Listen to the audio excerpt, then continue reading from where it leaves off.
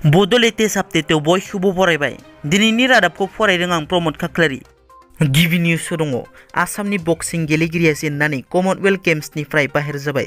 सोलिफुबाय थानाय बार्मिंहाम Commonwealth games 2022 आव आसामनि बक्सार टकिअ अलिम्पिकआव ब्रन्ज मेडेल मोननो हानाय लाभलिना बरग'हाया क्वार्टार फाइनाल मेचआव जेननानै बाहेर जाबाय। 70 केजि केटेगरिनि क्वार्टार फाइनाल मेचआव बक्सार लाभलिना बरग'हाया वेल्सनि गेलेगिरि र'जी एकेलेसनि आखायाव 3-2 फारागथियाव जेननानै कमनवेल्थ गेम्सनिफ्राय बाहेर जायो। एमएलए रबिराम नार्जारिया दानि बिटिसि सरकारखौ सोंखारिनायखौ मावफुं सोद्रोमा राकेश ब्रह्म बिथाङा गोख्रों फिनजाथाय होयो। राकेश ब्रह्म बिथाङा बुङोदि एमएलए रबिराम नार्जारिया बर' हारिनि मोनसेबो मोजां बाथ्रा सानबोआखै आरो खामानि मावबोआखै। गावनि गादिनि थाखायनो मोनसे समाव बर' हारिनि गेजेराव दाङाबाजि खालामनानै गोबां सुबुंफोरखौनो गावजों गाव बुथार होग्रा सुबुङानो जाबाय रबिराम नार्जारि।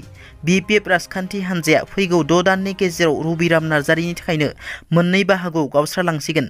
बेनिखायनो रायजो राजा आरो बिपिएफनि दैदेनगिरिफोरा प्रमद बर'नि दैदेननाय इउपिपिएल राजखान्थियारि हान्जायाव थानानै गोग्गो समाज दानाय आरो गोख्रों खामानि मावनो खावलायो। बिथाङा बुंबावोदि बिजेपि आरो इउपिपिएल दोलोनि जथाय सरकारा बिदा आरो फंबायनि बायदि अनलायनाय दं। बेनिखायनो फैगौ 15 बोसोरसिम जथाय सरकारा दाफुंलांगोन। बिटिआरनि गाहाय प्रमद बर'आ 24 घन्टानि गेजेराव रायजोनि थाखायनो 18 घन्टा सान-हर खामानि मावगासिनो आरो फैगौ 2 बोसोरनि गेजेराव फारफ्रोमबो बिथिङावनो जौगानाय सनानि बिटिआर दाफुंगोन होनना रोखा बुंथियो इएम राकेश ब्रह्म बिथाङा। बर' राव एबा बर' हारिनि थाखाय मोनसे गोजोनथाव रादाब। सोनाब बेंगलनि आलिपुरदुवार मुलुगसोलोंसालियाव बर' राव कालचार एन्ड लिंगुइस्टिक आयदा सोसननायनि थाखाय सोनाब बेंगल बर' थुनलाइ आफादा आलिपुरदुवार मुलुगसोलोंसालिनि गाहाय डक्टर एम.एन. राय बिथांखौ लोगो हमनानै साबायखर बावहैदों। फैगौ 8 आगस्टआव हादरनि राजथावनि गोदान दिल्लीनि जन्तर मन्तराव फिन वी वान्ट बड'लेण्ड जोंनो नांगौ बड'लेण्ड डिभाइड आसाम 50-50 होज्रिखावनाय खोनानो मोनसिगोन। बनसुआ दिनै ब्रैथि खोलोबनि बड'लेण्ड सोमावसारनायनि थाखाय दिल्ली फारसे रावना होबाय।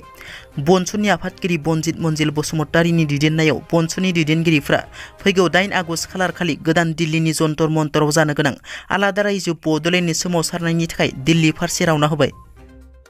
लाभलिना बरग'हाया क्वार्टार फाइनालाव जेननायनि उनाव कमनवेल्थ गेम्स 2022 आव थिं एक्सप्रेस हिमा दासनि गोजोनथाव रादाब। कमनवेल्थ गेम्सआव हिमा दासआ 200 मिटार खारनायाव सेमि फाइनालाव जायगा आवग्रिनो हाबाय। हिमा दासआ 23.42 सेकेन्डआवनो 200 मिटारखौ खारनो हायो। दिनै क'क्राझारनि साइन्स कलेजनि नब्लाङाव बर' थुनलाइ आफाद आरो दुलाराय बर' फरायसा आफादा जथायै आसाम केबिनेट सोलोंथाइनि सायाव लानाय थांखि आरो बिटिआर गोरोबथा 6.3 मावफुंनायनि सायाव सुबुं सांग्रांथि मेल लानाय जादों।